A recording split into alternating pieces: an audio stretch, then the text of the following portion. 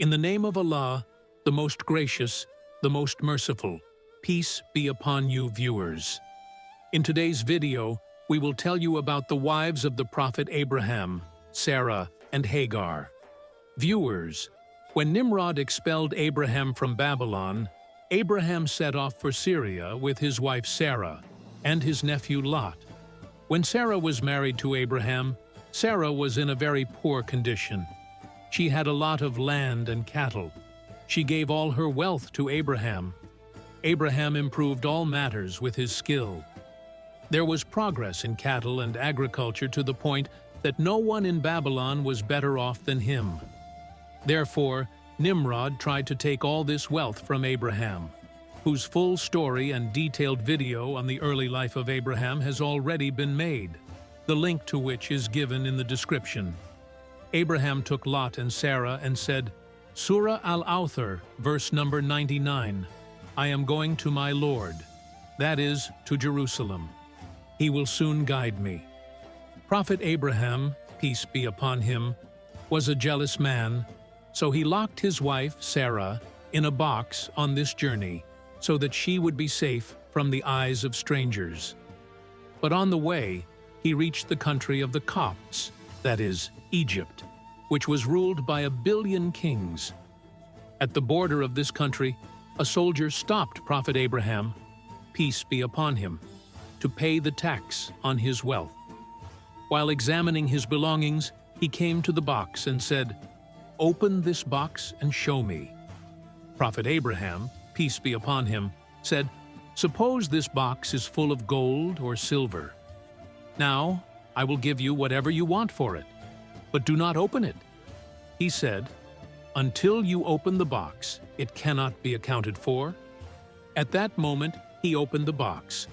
When his eyes fell on the beautiful and handsome face of Prophet Sarah, he said, Now, I will not let you go until you inform the king about you and this woman. So he sold a person. The king informed the king about this matter. The king sent some people to carry the coffin, and Hazrat Ibrahim also went with him and said that as long as there is life in my body, I will not be separated from the coffin. When this information was given to the king, he ordered that Ibrahim be allowed to come with the coffin. So Hazrat Ibrahim was taken to the king with the coffin and all his belongings. When he reached in front of him, and his eyes fell on Hazrat Sarah, he involuntarily extended his hand towards her. Hazrat Ibrahim, who was the source of jealousy and affection, was very worried and turned away from this side and said to Allah Almighty, O Lord, protect my family from the hands of this man. At that moment, the king's hand became like a dry stick, and he addressed Hazrat Ibrahim and said, Has your God dried up my hand? Hazrat Ibrahim said, Yes, my God is jealous, and he dislikes forbidden things. The king said, Pray to your God to heal my hand. I will not do such a thing to your family. Prophet Ibrahim, peace be upon him, prayed, and the king was healed. However, he looked at Sarah again and extended his hand towards her, but his hand became withered again as before. Then he again requested prayer from Abraham. He said, Now I will pray for your hand to be healed on the condition that you do not extend your hand again. If you do so, and your hand becomes withered, then you will not ask me for prayer. The king accepted this condition. Then Abraham said, O Lord, if this is what he is saying, then heal his hand. Upon this, the king's hand returned to its original state, and the image of Abraham appeared in his heart. He greatly respected and honored Abraham and said, Do not be afraid of your sanctity or your wealth. Now I will refrain from taking anything from you. Go wherever you want. But I have one request from you. Abraham asked, What is that request? The king said, I want to give my daughter to Sarah as a slave. The king agreed. The king gave his daughter Sarah as a slave. This daughter of the king was none other than Hazrat Hagar, whom Hazrat Ibrahim later gave the status of his wife by the command of Allah Almighty.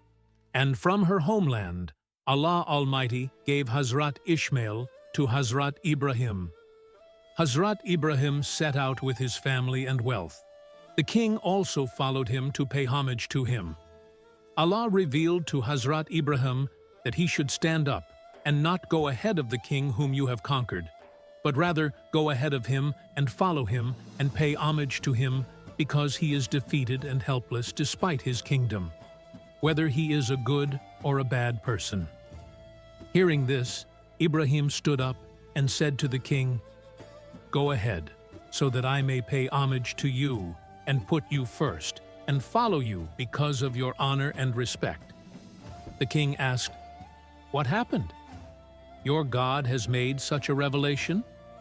"Ibrahim tracted me to your religion." Then the king sent Hazrat Ibrahim away, and he set out. After leaving this country, Hazrat Ibrahim reached the country of Syria and stayed in a place that was the route for those coming and going from Palestine and Syria. These righteous servants of Allah started living on this route. I hope you liked today's video. Be sure to like the video so that we can continue to bring you more good videos, and don't forget to share it with your friends. We will tell you about the circumstances of Hazrat Ibrahim later life in the coming videos. May Allah be your supporter and helper. See you with a new video. Until then, please allow me. May Allah protect you.